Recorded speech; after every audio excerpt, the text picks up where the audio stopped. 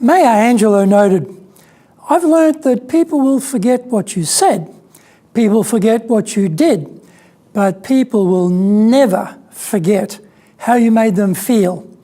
Quite true, isn't it? But recognizing something is true and actually conducting yourself along those tenets are quite different things. So, on reflection, thinking about it, your daily interactions, how do you make people feel?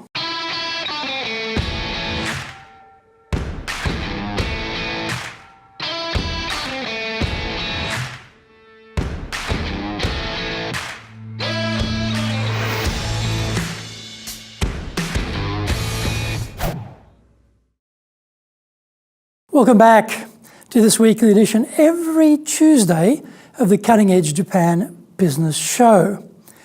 I'm your host, Dr. Greg Story. I'm the president of Dale Carnegie Training and best-selling author of Japan Sales Mastery. We're bringing the show to you from our High Performance Center here in Akasaka in Minato-ku, the business center of Tokyo. Why the cutting edge?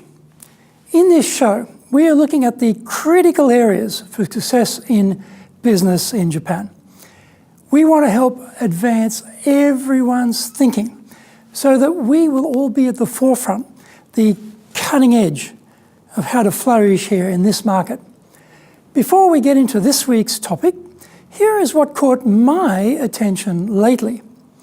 Toyota President Akio Toyoda made this observation about the future of the car business.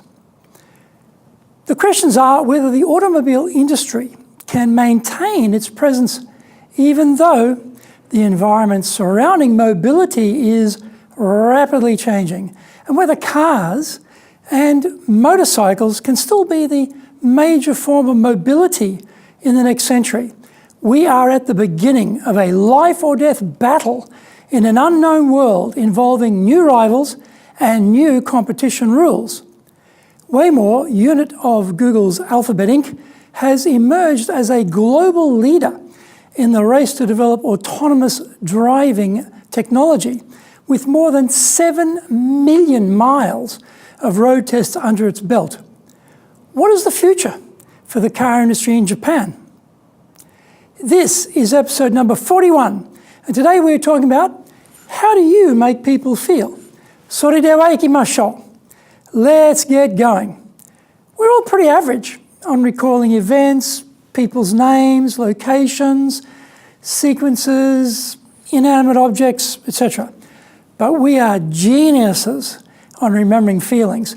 We are especially good on how people made us feel and what super memories we have developed in this particular department. Stop.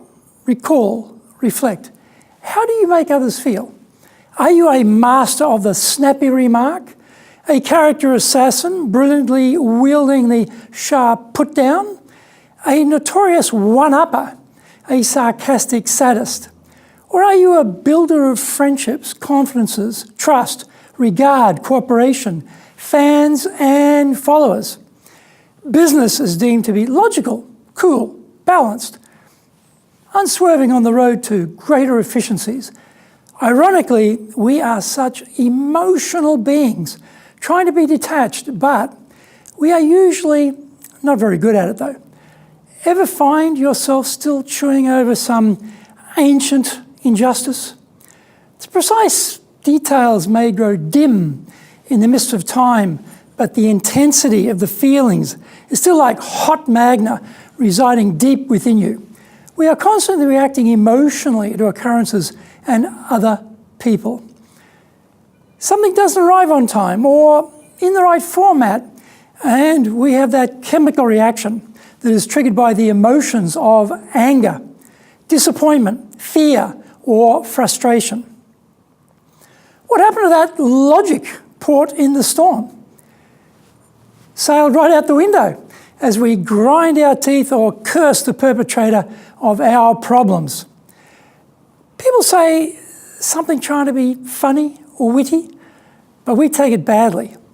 we instantly feel insulted, embarrassed, hurt, mortified, or humiliated. We might retreat inside ourselves and not mention or show any obvious reaction, but we don't forgive and we don't forget. Or we might savage them on the spot and lash out in defense of our good name, creating massive tension and painful silences in the process. There are some basic principles of successful human relations we forget at our peril. Don't criticize, condemn, or complain is an all-weather wonder. Let's resist the urge to correct others, to tell them off, to bring their personal failings to their attention immediately. It is not a cure that works well, and in fact, just builds pig-headed resistance as the guilty party seeks to justify their dubious actions. They also hate us for bringing it up, and they are often pretty decent, long-life haters. Anyone in your past you still have it in for? Or are there many you want to see their comeuppance? Find out more when we come back from the break. If you want to become skilled at dealing with people, then sign up for the Dale Carnegie course. Fully road-tested for the last 100 years. This course is super popular globally and in Japan too. We've been teaching this for over 50 years here. Improve your ability with people. Really ramp up your communication and leadership skills. Grow your confidence and end your stress. Contact us to do the Dale Carnegie course now in either Japanese or English.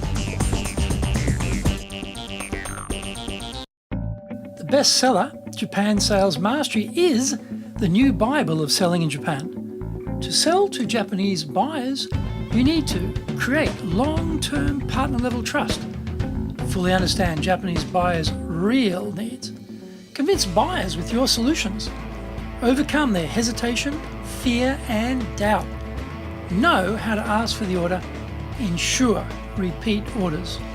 This book is the product of 30 plus years in the trenches selling in Japan. Order Japan Sales Mastery now.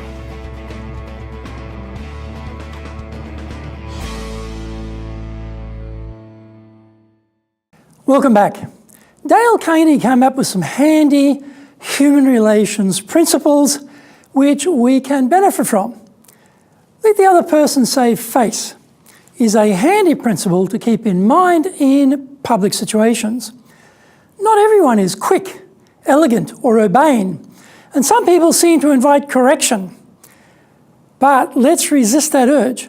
Being told they completely mangled the proper pronunciation of a word or grammatical construct or got the facts totally about face may make you feel better, but you have just made yourself a target for revenge and retribution. Just because they may not obviously react should be cold comfort. Remember to beware the dog that doesn't bark. Show respect for the other person's opinion. Never say you are wrong. Even if you feel they are so totally incorrect, it is barely fathomable that such idiocy is possible. Restrain yourself from leaping in and pointing out they are a fool. The passing crowd takes note to be careful when around you, and the individual in question will now feel a surge of energy to argue the point with you, completely oblivious to rhyme or reason. The only way to get the best of an argument is to avoid it. Incredibly, even people in sales forget this sage advice and want to argue with the client. We might win the battle over the point of contention, but we will lose the war over the long term. We mark ourselves out as a difficult person, and very inconveniently, bad news travels far and wide. We have all met argumentative types, but we usually don't like them very much. Maya Angelou summed it up brilliantly. I've learnt that people will forget what you said. People will forget what you did, but people will never forget how you made them feel. So, how do you make people feel?